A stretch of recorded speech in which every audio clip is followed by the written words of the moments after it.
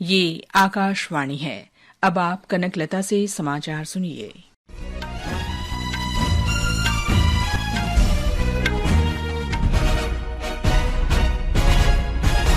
संसद में एक प्रमुख कारोबारी समूह के खिलाफ रिश्वतखोरी के कथित आरोपों सहित विभिन्न मुद्दों पर विपक्ष के हंगामे के बीच दोनों सदनों की कार्यवाही दिन भर के लिए स्थगित कर दी गई। राज्यसभा में पहले स्थगन के बाद सदन की कार्यवाही 11:30 बजे शुरू हुई तो कांग्रेस, वामपंथी दलों, डीएमके, तृणमूल कांग्रेस, समाजवादी पार्टी, आम आदमी पार्टी सहित विपक्षी सदस्यों का हंगामा जारी रहा और सदन की कार्यवाही दिन भर के लिए स्थगित करनी पड़ी। सूचना और प्रसारण मंत्री अश्विनी वैष्णव ने कहा है कि सोशल मीडिया पर अश्लील सामग्री पर अंकुश लगाने के लिए मौजूदा कानूनों को और अधिक सख्त बनाने की जरूरत है। लोकसभा में पूरक प्रश्नों का उत्तर देते हुए श्री वैष्णव ने कहा कि सोशल मीडिया प्रेस की स्वतंत्रता का बहुत बड़ा माध्यम है, लेकिन साथ ही सोशल मीडिया में संपादकीय अंकुश की कमी के कारण अश्लील सामग्री का प्रसारण भी होता है। उन्होंने कहा कि संसद के संबंधित स्थायी समिति को इस मुद्दे पर विचार करना चाहिए और कड़े कानून बनाने चाहिए। श्री वैष्णव ने कहा कि सरकार ने सूचना प्रौद्योगिकी नियम 2021 अधिसूचित किए हैं, जिनमें ओटीटी मंचों के प्रसारकों के लिए आचार संहिता निर्धारित की गई है। सरकार ने आज लोकसभा को बताया कि भारतीय रेलवे ने हाई स्पीड ट्रेनों की डिजाइनिंग और निर्माण का काम शुरू कर दिया है। एक प्रश्न के लिखित जवाब में रेल मंत्री अश्विनी वैष्णव ने बताया कि इंटीग्रल कोच फैक्ट्री भारत अर्थ मूवर्स लिमिटेड के साथ मिलकर हाई स्पीड ट्रेन सेट की डिजाइनिंग और निर्माण कर रही है।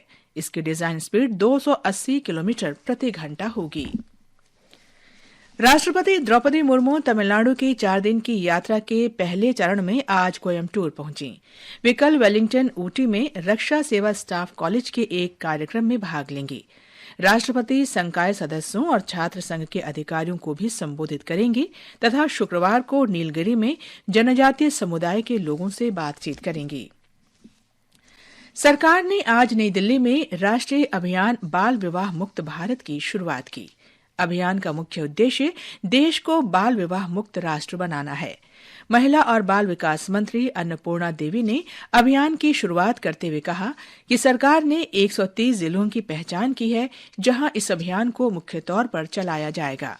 कार्यक्रम के दौरान अन्नपूर्णा देवी ने बाल विवाह मुक्त भारत पोर्टल का भी अनावरण किया। इस ऑनलाइन प्लेटफॉर्म को जागरूकता बढ़ाने, बाल विवाह को रोकने और बाल विवाह की घटनाओं को दर्ज कराने के अभियान के लिए विकसित किया गया है। पश्चिम बंगाल में भारतीय जनता पार्टी के विधायकों ने राज्य में महिलाओं और बच्चों पर अत्याचार की घटनाओं पर आज विधानसभा में स्थगन प्रस्ताव रखा। महिला सदस्यों ने इस मुद्दे पर सदन में बहस की मांग की। विधानसभा अध्यक्ष ने प्रस्ताव को पढ़ने की अनुमति दी, लेकिन चर्चा कराने से इनकार कर दिया। इजरायल और हिजबुल्लाह के बीच युद्ध विराम का ऐतिहासिक समझौता हुआ है, जो भारतीय समय के अनुसार आज सुबह 7:30 बजे से लागू हो गया है। दोनों पक्षों के बीच भयंकर संघर्ष में हजारों लोगों की जान जाने के बाद ये समझौता हुआ है। अमेरिका की मध्यस्थता में हुए इस युद्ध विराम समझौते को 14 महीने से चले आ रहे युद्ध में निर्णायक मोड़ माना जा रहा है। आज सवेरे 10:30 बजे तक युद्ध विराम के उल्लंघन का कोई समाचार नहीं था। भारत ने इजरायल और लेबनान के बीच युद्ध विराम का स्वागत किया है।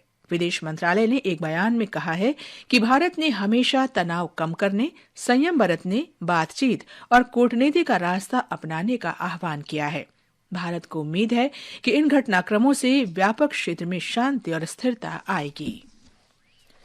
मौसम विभाग ने तमिलनाडु के मयिलादुतुरई, नागापट्टिनम, तिरुवरुर जिलों सहित तटीय इलाकों और पुदुचेरी के कराईकल में आज तेज बारिश का रेड अलर्ट जारी किया है। विभाग ने बंगाल की दक्षिण पश्चिम खाड़ी पर बने गहरे दबाव का आज चक्रवाती तूफान फिंगल में बदलने का अनुमान व्यक्त किया है। मछुआरों को अगले 3 दिन के दौरान बंगाल की खाड़ी के दक्षिण पश्चिम हिस्सों, तमिलनाडु के तटों और दक्षिण आंध्र प्रदेश के तट पर न जाने की सलाह दी गई है। लखनऊ में सैयद मोदी अंतर्राष्ट्रीय बैडमिंटन टूर्नामेंट में उन्नति हुड्डा सिंगल्स के प्री क्वार्टर फाइनल में पहुंच गई हैं। उन्होंने पहले दौर में थाईलैंड की था मो वॉन को 21-12, 21-16 से पराजित किया। इसके साथ ही ये समाचार बुलेटिन समाप्त हुआ।